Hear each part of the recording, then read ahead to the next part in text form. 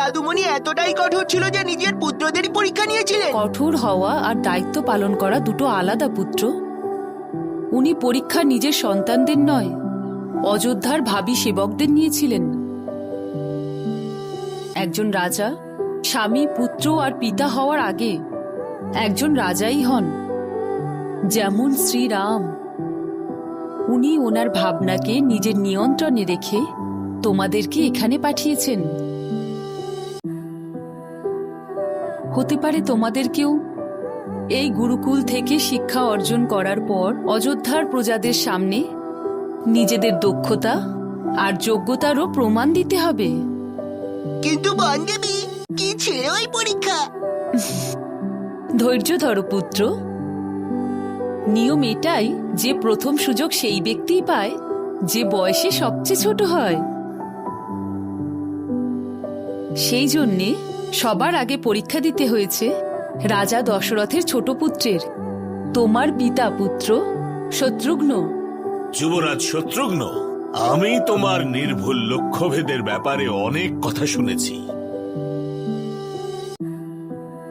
কিন্তু স্থির লক্ষ্যে যে কেউ লক্ষ্যভেদ করে ধনুর্ধর সেই হয় যে উড়ন্ত পাখিকে তীর বিদ্ধ করে, আর সেটাও তখন যখন তার চোখ বাঁধা থাকবে, অর্থাৎ শব্দভেদী।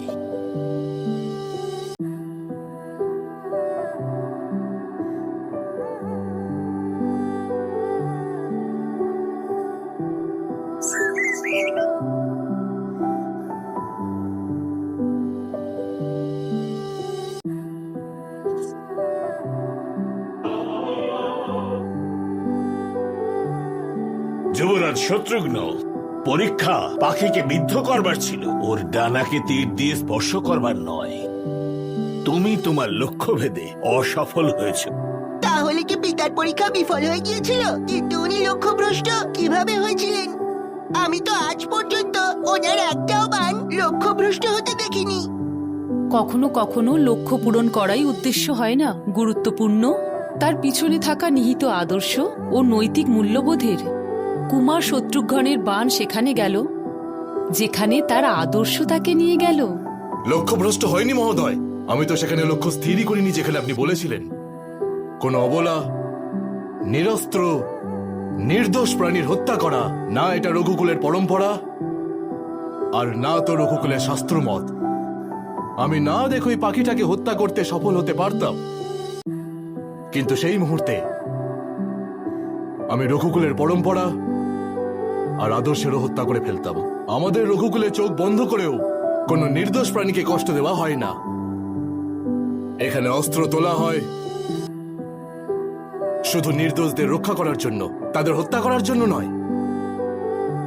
সুমিত্রানন্দন শত্রুঘ্নে, সুমিত্রানন্দন শত্রুঘ্নে, সুমিত্রানন্দন শত্রুঘ্নে।